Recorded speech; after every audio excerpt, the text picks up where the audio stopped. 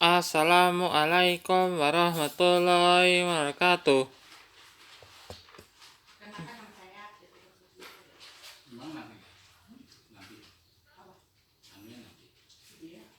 Nama saya Teguh Prasetyo dengan NIM 190200067.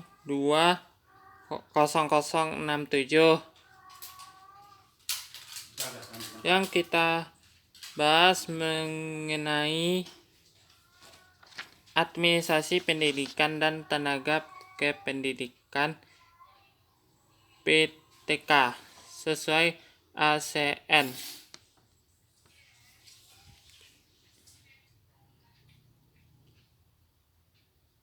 Yang kita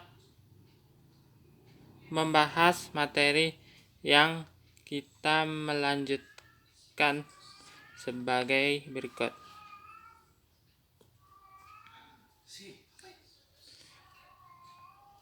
Proses administrasi PTK.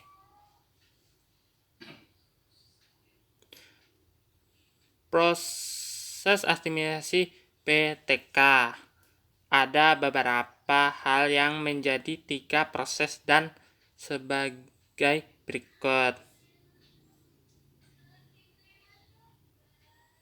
1. Pengadaan tenaga personil adalah proses mengadakan suatu kita untuk mengisi, menerima, mencari, dan menemukan siapa kira-kira calon-calon dari PTK untuk mencari lowongan kerja yang sesuai dengan harapan kita untuk bergabung di lembaga dan bergabung di sekolah atau perguruan tinggi sesuai formasi lowongan untuk menambah jabatan-jabatan baru juga disebabkan oleh adanya personil lembaga yang berhenti dalam bentuk analisis atau ramalan kebutuhan tenaga kerja. Jadi proses penerimaan dari semester ke semester, dari tahun ke tahun yang didasari oleh rasio sesuai keinginan lembaga, keinginan kepala sekolah di dalam analisis kebutuhan guru di sekolah dan dosen di perguruan tinggi baik sudah pensiun atau meninggal, harus diisi baik berupa apa tidak ada dan tidak punya perkembangan di sesuai lembaga kependidikan dilihat dari secara psikologi dalam bentuk pertimbangan.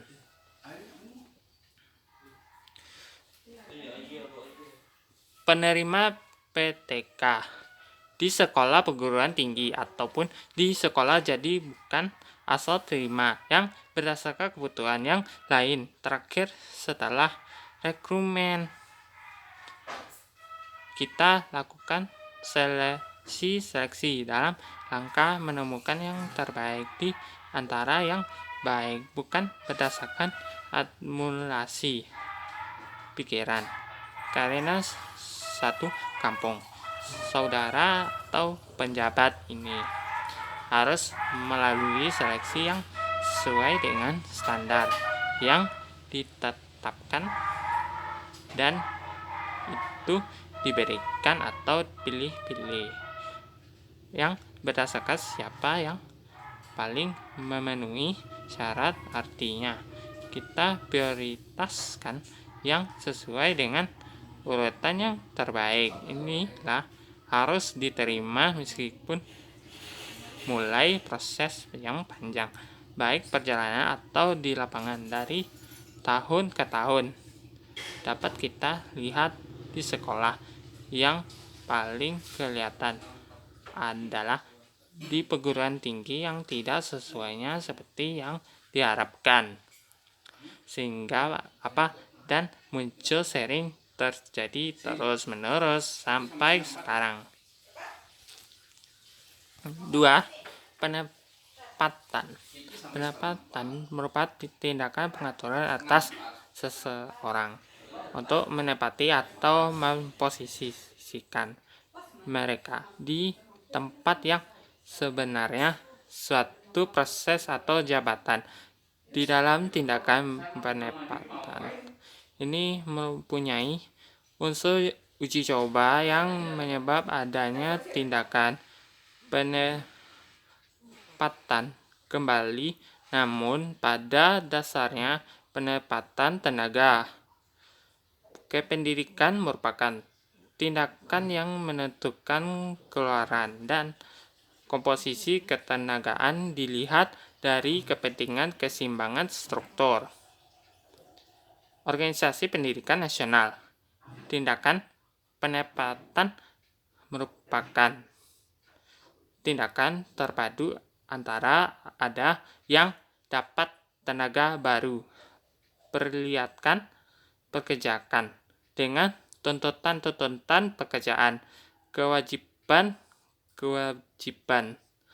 dan hal-hal yang ditawarkan dari jabatan tersebut sehingga terbentuklah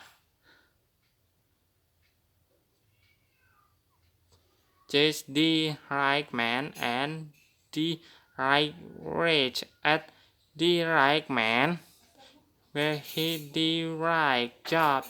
Ini sangat indah.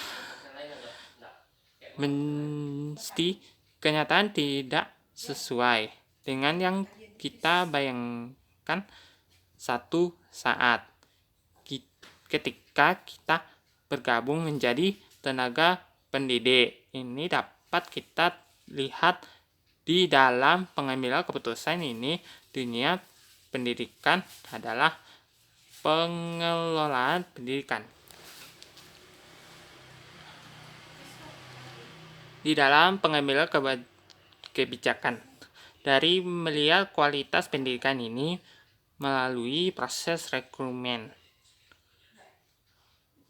Seleksi ini tujuan utama dalam persoalan kualitas dan mutu akan menjadi lebih baik. Jangan sampai kepada tahapan asumsi kita menjadi salah sehari puluh tahun. Sama saja melalui kesalahan-kesalahan yang pernah dilakukan oleh pengambilan kebijakan oknum-oknum ini. Hal untuk kebutuhan kepentingan pribadi, kepentingan kelompok seharusnya nanti bisa handal dan fokus pada kualitas tersebut. 3. Orientasi. Orientasi merupakan sebagai bentuk upaya memperkenalkan atau penerimaan seseorang tenaga kependidikan yang baru terhadap situasi dan kondisi pekerjaan atau jabatannya. Ada juga yang berpendapat orientasi adalah suatu proses penerima pemahaman kepada peserta tentang segala sesuatu yang berkaitan untuk mengikuti proses dengan latihan mereka yang sedang diadakan untuk menjadi keluarga baru di lembaga tersebut. Orientasi bertujuan untuk mempercepatkan masa adaptasi sehingga tenaga kependidikan baru dapat bekerja lebih cepat dan lebih baik untuk sampai ke tahap tujuan. Siapapun manusianya harus punya orientasi yang sama, namun tidak semua orientasi menjamin harus yang baik. Program orientasi sering juga disebut dengan induksi. Ini memperkenalkan para pegawai dengan peranan atau kedudukan mereka dengan organisasi dan pegawai lain yang sudah bergabung atau diterima menjadi PNS, SDM, pendidikan, dan tenaga kependidikan merupakan konsep apa yang didesain oleh lembaga pendidikan di tanah air sesuai dengan undang-undang dari PNS terkait dengan kesejahteraan PTK melalui hal dan kewajiban hak kita sudah menjadi seorang pendidikan dan tenaga kependidikan, yaitu gaji, tunjangan, dan mendapatkan penghargaan.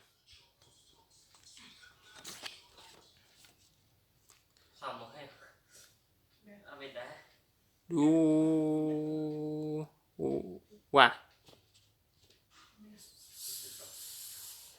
kesejahteraan PTK ada beberapa hal yang menjadi 3 bagian PTK dan sebagai berikutnya. 1. Gaji.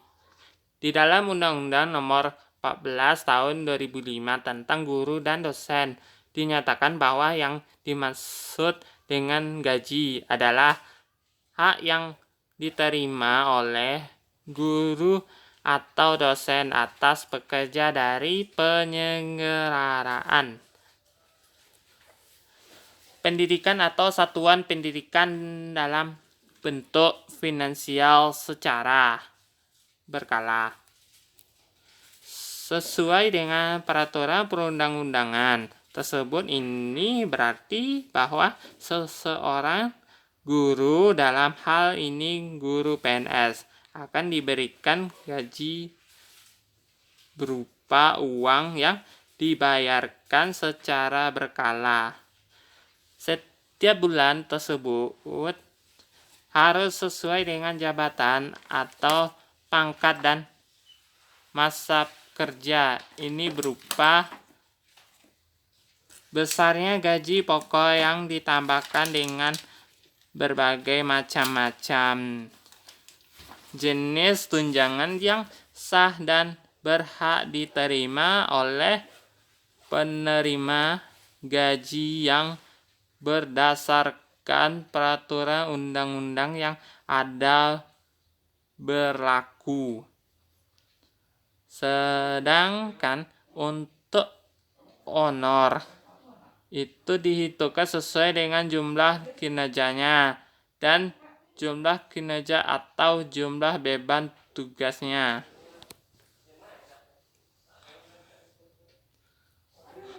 Tunjangan. 2. Tunjangan profesi diberikan kepada guru yang telah memiliki sertifikat pendidikan yang diangkat oleh penyelenggarakan pendidikan dan atau satuan pendidikan yang diselenggarakan oleh masyarakat. Besarnya tunjangan profesi adalah besar gaji pokok guru tersebut. Tunjangan profesi tersebut dialokasikan dalam anggaran pendapat dan belanja negara APBN dan atau anggaran pendapat belanja daerah APBD. Hal ini dinyatakan dalam pasal 16 ayat 2 dan 3 Undang-Undang Nomor 14 Tahun 2005 tentang guru dan dosen saja. Tapi boleh juga dalam alokasi APD. Namun sampai tahun 2011 ini pembayaran tunjangan profesi guru belum dibebankan pada APBD kabupaten atau kota. Tunjangan tetap itu dinyatakan sebagai sebuah pembayaran kepada para kinerjanya. 3. Penghargaan. Pemerintah memberikan sebuah penghargaan di institusi pendidikan terhadap guru, dosen, kepala sekolah, dan seluruh tenaga pendidikan yang presentasi penghargaan PTK. Presentasi ini sebagai bergerak perubahan dalam kemajuan mutu pendidikan pemilihan. PTK mempresentasikan di dalam berjenjang mulai dari tingkat satuan pendidikan kabupaten, provinsi, dan nasional, kemudian diseleksikan. Lagi dengan beberapa kriteria sampai terpilih perangkat 1, 2, dan 3. Kegiatan pemilih PTK presentasi merupakan salah satu bentuk perhatian pemerintah terhadap para guru, kepala sekolah, serta pengawas pendidikan atau tenaga kependidikan yang tidak dilakukan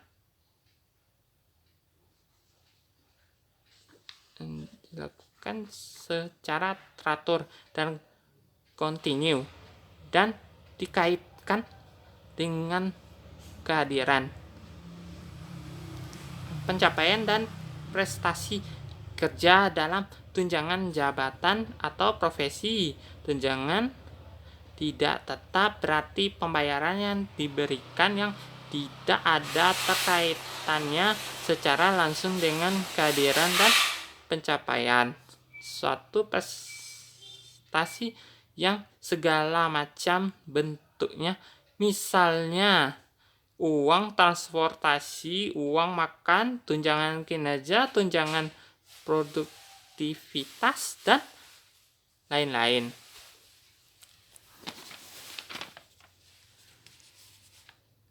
Ada 3 bagian cuti PTK. Ada beberapa hal yang menjadi PTK, yaitu cuti tahunan merupakan hak PNS termasuk CPNS yang telah bekerja secara terus-menerus selama 1 tahun.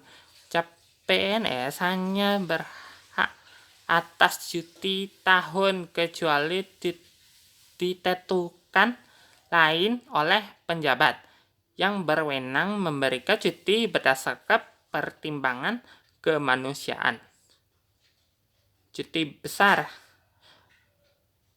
merupakan hak PNS yang telah bekerja paling kurang 6 tahun secara terus-menerus. PNS yang telah menjalani cuti besar tidak berhak lagi atas cuti tahunan dalam tahun yang bersangkutan. Cuti sakit. Hak cuti sakit merupakan hak PNS dan atau PNS CPNS. Wanita yang mengalami guguran kandungan. PNS yang menderita sakit lebih dari 2 hari harus melampirkan surat keterangan dokter dari rumah sakit pemerintah atau puskesmas. Selanjutnya kita memberitahuan atas pemberian materi sebagai terima kasih.